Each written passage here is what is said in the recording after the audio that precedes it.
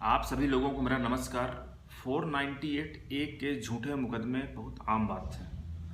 अधिकतर मुकदमे 498 ए के झूठे दर्ज कराए जाते हैं, क्योंकि अगर आप 498 ए के जजमेंट देखेंगे तो आप अंदाज़ा लगा पाएंगे कि अधिकतर मामलों में आरोपी को बरी कर दिया जाता है, लेकिन अननेसेसरी आरोपी हरैस होता है। तो आपके पास एक विकल्प ये है कि अगर आपके खिलाफ 498 ए का मुकदमा दर्ज कराया गया है तो आप 482 लगा सकते हैं हाई कोर्ट में। वहाँ से आप इस मुकदमे को क्वैश करा सकते हैं, एफआईआर को रद्द करा सकते हैं। आपसे इस संदर्भ में ऐसा ही एक मामला शेयर कर रहा हूँ जो कोलकाता हाई कोर्ट का है, और ये जजमेंट महत्वपूर्ण इसलिए है, आपको जानना चाहिए अगर आपके खिलाफ 498 ए का मुकदमा दर्ज किया गया है तो, क्योंकि इस जजमेंट में बताया गया है कि आखिर कौन कौन से ग्राउंड अगर मिसिंग है एफआईआर में तो आपकी 482 की जो पिटीशन है वो अलाउ हो सकती है। आपको हाई कोर्ट आपकी पिटीशन अलाउ करके आपके केस को क्वैश कर सकता है। तो ये जो मामला है, जैसे हमने आपको बताया कि ये Arindam Roy versus state of waste Bengal के नाम से है और कलकत्ता हाई कोर्ट से डिसाइड हुआ है, रिसेंटली का मामला है। साथ ही इस केस में भी आरोपी के खिलाफ 498 ए का मुकदमा दर्ज किया गया था। अब हाई कोर्ट में जो दलील दी गई और जिस दलील के आधार पे हाई कोर्ट ने इस केस को क्वैश किया, आप वो समझिएगा।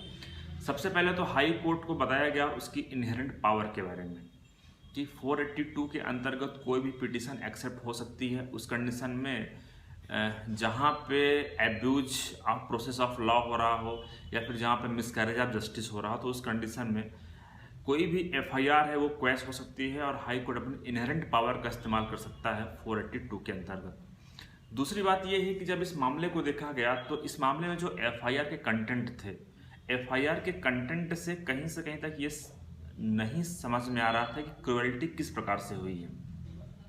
अगर आप 498 ए पढ़ेंगे तो उसकी डेफिनेशन में है कि हस्बैंड या उसके जो भी रिलेटिव हैं अगर जो महिला है उसके साथ क्रूरता करते हैं तो वहाँ पे 498 ए का मुकदमा दर्ज होता है, 3 साल तक की सजा का प्रावधान है। लेकिन जो क्रूरता है तो 498 ए के जो एफआईआर है उसमें स्टैब्लिश होना चाहिए कि क्रूरता किस प्रकार से है, या तो फिजिकल क्रुएल्टी हो या तो मेंटल क्रुएल्टी हो। अगर वो एफआईआर के कंटेंट से स्टैब्लिश नहीं हो पा रही है तो एफआईआर क्वैश हो सकती है। इस संदर्भ में सुप्रीम कोर्ट का एक लैंडमार्क जजमेंट है रिसेंटली का, वो है Sushil Kumar Mohanka versus state of waste Bengal के नाम से 2023 का है।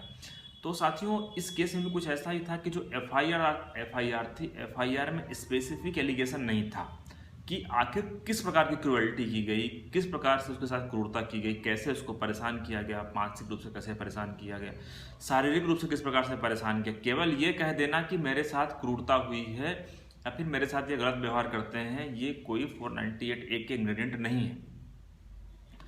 इस मामले में दूसरा पॉइंट क्या था, पहला तो ये था कि स्पेसिफिक एलिगेशन नहीं था। ये अधिकतर एफआईआर में मैंने देखा है कि कोई स्पेसिफिक एलिगेशन नहीं होता है, केवल सिंपली ये लिखा जाता है एफआईआर में कि उसने मेरे साथ क्रूरता किया है, उसने मेरे साथ मारपीट किया है, बाकी उस पर कोई स्पेसिफिक एलिगेशन नहीं होता है। दूसरा ये है कि इस मामले में एफआईआर डिले दर्ज करवाई गई थी। तो डिले एफआईआर दर्ज करवाने की क्या वजह थी, अपने आप में भी एक ग्राउंड होता है।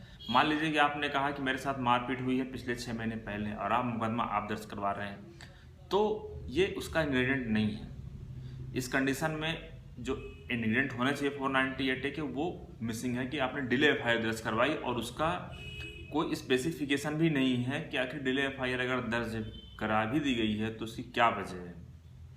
तो ये ग्राउंड थे जिसके आधार पर हाई कोर्ट ने ये पाया कि इस मामले में जो मुकदमा जो पिटिशनर ने फाइल किया है 482 के अंतर्गत उसको अलाउ किया जा सकता है, और हाई कोर्ट ने इस मामले में जो पिटिशनर की जो एप्लीकेशन थी 482 के अंतर्गत उसको एक्सेप्ट कर लिया।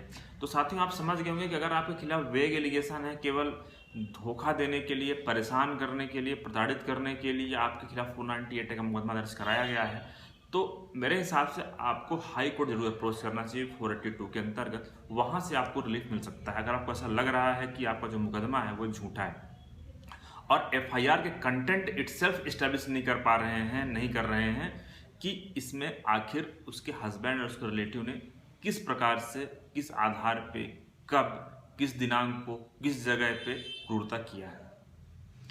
ये जो जजमेंट मैं जो शेयर कर रहा हूँ आप इसको चाहे तो पढ़ भी सकते हैं, इसका मैं लिंक ऐड कर दूंगा, आप वहाँ से इसको ओपन करके देख सकते हैं। धन्यवाद साथियों।